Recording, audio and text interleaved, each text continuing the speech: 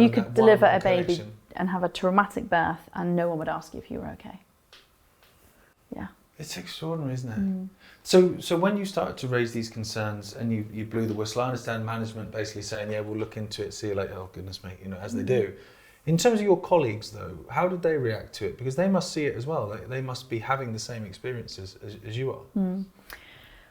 I've thought about this an awful lot, I've reflected a lot on it, and I have to say midwifery has taught me how to reflect, definitely, because it's something we do in our practice. They are scared. Right. I'm not surprised given what you've said about how the system is set. But that also creates the same pattern every day that they're living. So the more that we all continue, this will never change. But I understand you've got mortgages, you've got cars, you've got holidays booked. I didn't consider anything of my life when I walked out that door. I had no money, I had no savings, I had no car because I had a work car, I had nothing. And I walked out the door. And I didn't consider it because everything in my body did it without me even considering it. It felt totally right. Not everybody has that courage and that strength. But the thing that I can bring up and vouch for this is that when I raised my grievance and I went through the grievance process, it's you mustn't talk about this to anybody. So you've got no support on your side. The hospital said this to you? Yeah, you're not allowed to talk about your grievance to anyone. It's under the grievance and standard policy, you're not allowed to talk about your grievance until it's resolved. Which means you can never go and get a witness to any of these concerns. You're pretty much isolated, which you are.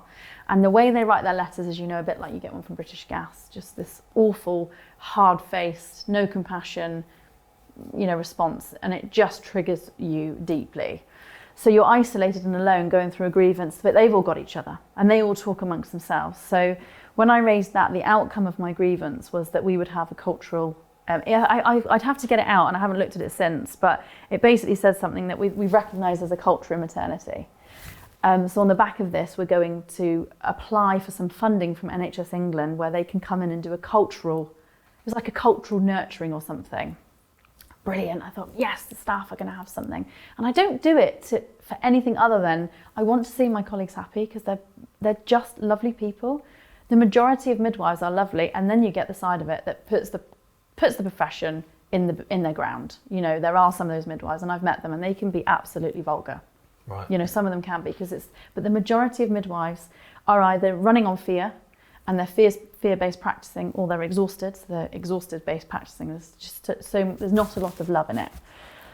So when the cultural investigation was agreed, I obviously wrote to my head of midwifery, I'm really excited about this, I'd like to be part of it. And then I wrote to the HR, a people's partner, who said, I'd really like to be involved with this, Vic.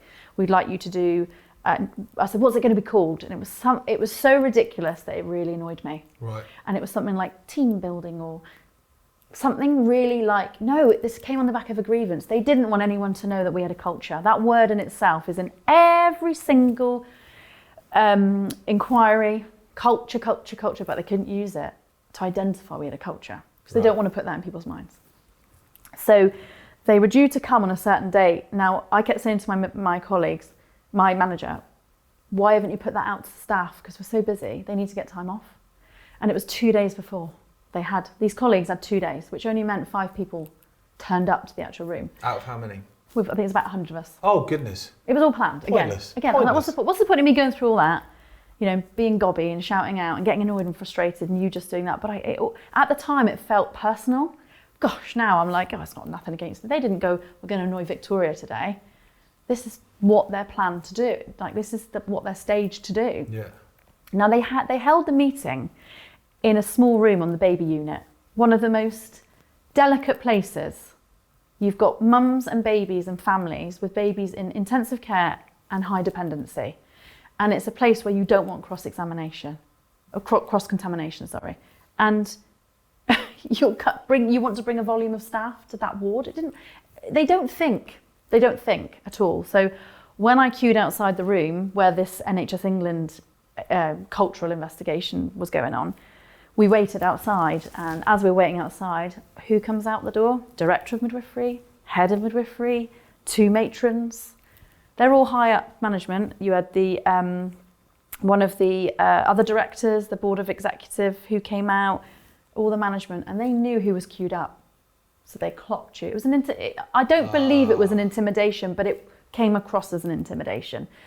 So we then went in, there was about 5 of us, and that actually came in from the other staff. So it came to NICU, to the baby unit. Some of their staff came in. It was only 2 or 3 midwives that were in the room at the time, including myself. That was it. All these people that came to share their story, but people don't speak up because they're frightened. Now, what was interesting, the matron took the NHS England person out to community and drove them there. So the community staff aren't going to talk with a matron in the room. No, of course not. That's what they do. It's really bad. So when, you know, women have got to have their voice and their platform, but when I see stories, I go, where is the midwife story in this? Because it's like when a partner, you break up with a wife, there's 2 sides. Yeah. You hear the wife ranting, and then you hear the other side, and you go, oh. No, it makes sense. But where's the midwife? If you actually look, Gareth, at all the stories, there's not a single midwife voice in any of them. And that, it just speaks huge volumes to me.